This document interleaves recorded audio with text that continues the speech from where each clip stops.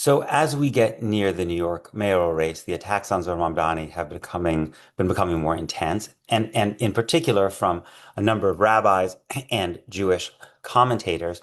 And it's really interesting to look carefully at the nature of these attacks on Mamdani to see what they say and what they don't say.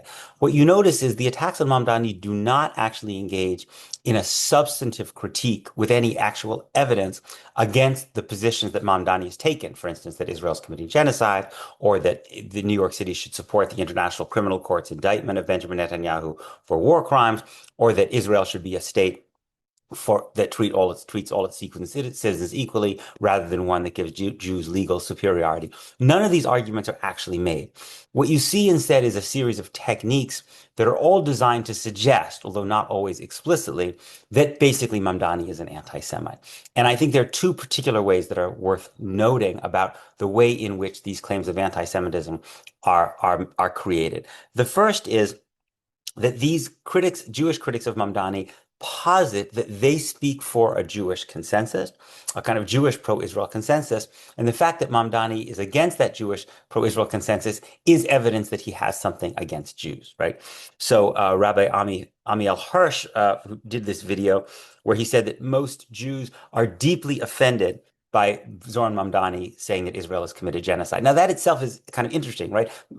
Hirsch is not presenting any evidence that the claim is wrong. He's simply saying that most Jews are offended. So it's a kind of like an identity claim argument, right? That there must be something problematic about this charge of genocide because most Jews are offended, i.e., this probably suggests some anti-Jewish animus on Mamdani's part. But it's just factually wrong, actually. The Washington Post just recently came out with a poll, showed that 39% of American Jews think Israel is committing genocide. 51% don't. So it's not a majority of American Jews who think Israel is committing genocide, but it's a quite large minority of American Jews, right? So by taking this position, Zohran Mamdani is essentially siding with the more progressive wing of the American Jewish community over the more conservative wing of the American Jewish community, which is hardly surprising given that he's a political progressive, right? That he is in a way exposing a very deep and increasingly bitter divide among Jews in New York and other places. In fact, it's probably not a coincidence that Zohran Mamdani is getting about in the polls around 40% of the Jewish vote, running close to Andrew Cuomo, which is roughly the same percentage of Jews nationally who think Israel's committing genocide, right? But Ami Hirsch can't acknowledge that. He has to portray himself as kind of someone who speaks for Jews as a whole, right?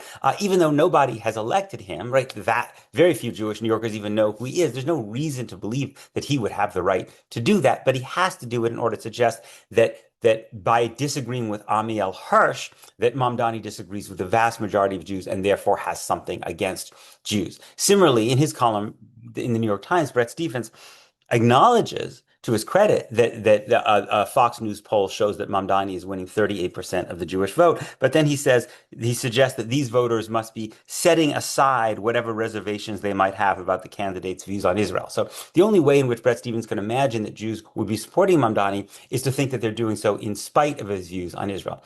But in fact, the evidence suggests that that's probably a plus for most of them.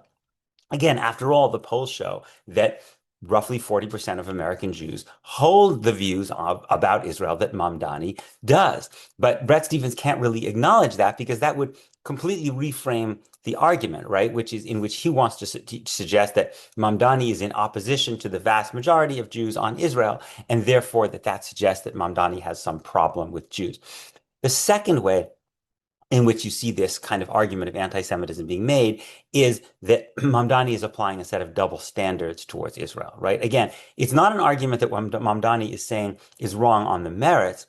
It's an argument that there must be some animus here because he's so focused on Israel. So Bret Stephens in his column writes, one of the ways anti-Zionists tend to give themselves away as something darker, right? Something darker is not is a pretty obvious euphemism for anti-Semite.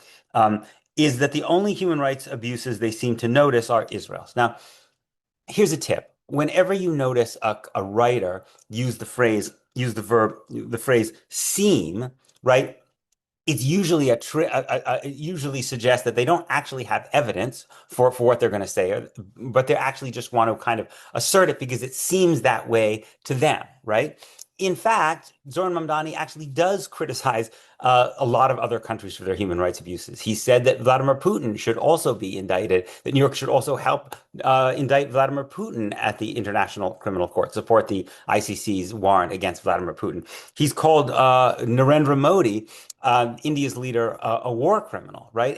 And when he talks about Israel, Mamdani says again and again and again that his criticisms of Israel are based on his broad support for international law and his belief in human rights and his opposition to the idea of ethno-nationalist states, right? That's the same reason that he doesn't like Narendra Modi, because Narendra Modi is trying to turn India into a Hindu state.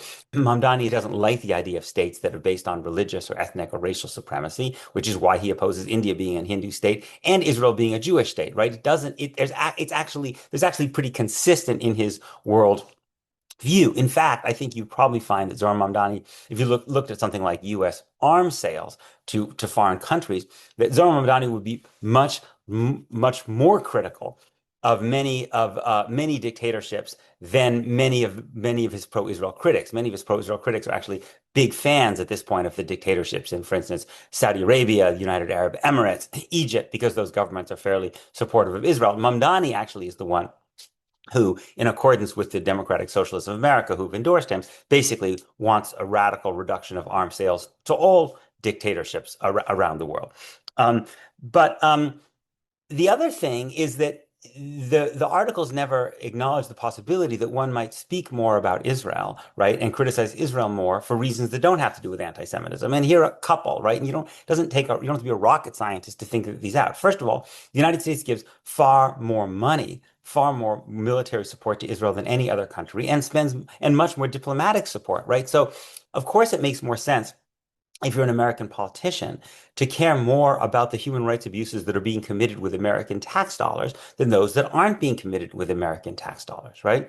It's also the case that Zohran Mamdani simply gets asked relentlessly about Israel, right? He doesn't get asked many questions about his views on the human rights condition in Myanmar. And that's partly because people like Bret Stephens and Amiel Hirsch don't focus their concerns about Myanmar, right? I mean, one of the things that drives me crazy about all these arguments that basically people like Zohran Mamdani are focusing too much on human rights abuses in Israel is that there's nothing stopping from Zohran Mamdani's critics from focusing their attention on human rights problems in Myanmar or Zimbabwe or Congo or Sudan or anyone else. But they're not actually interested in those subjects. What they're primarily interested in is defending Israel.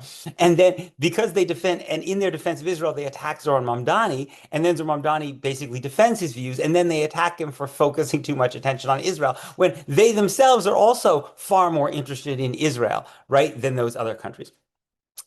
The double standards is always a tell, right? When you argue that the problem is that someone's subjecting you to double standards, it's a tell that you don't actually have a good defense of what you're doing, which is why virtually every government that's accused of human rights abuses sooner or later says that they're being subjected to a double standard, right? Because it turns the conversation away from what they're actually doing to the biased, and in this case, supposedly bigoted motives of the critics, right? So, for instance, there was a world leader who said a couple of decades ago that we will not satisfy the world because it measures with a double standard. That was P.W. Botha, the prime minister of apartheid South Africa, the president of apartheid South Africa in the mid-1980s. This was actually, I remember again, because my family grew up and my parents are South African, this was a constant claim by the apartheid government.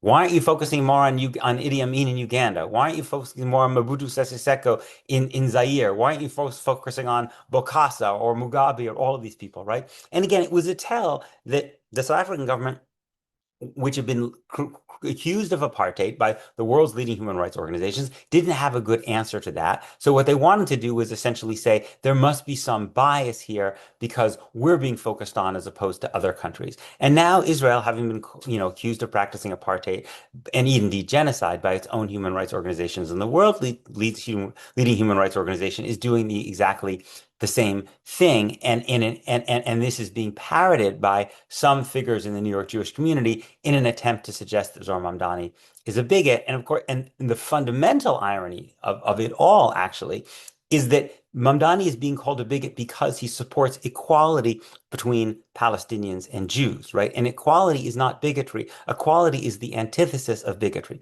And the people who are accusing Zohran Mamdani of bigotry are doing so in order to preserve a system of Jewish supremacy, a system that is a system of institutionalized bigotry that has indeed been called apartheid by the world's leading human rights organizations. That's the kind of Orwellian turn behind this whole thing, to use the language of anti-bigotry to oppose equality and defend bigotry itself.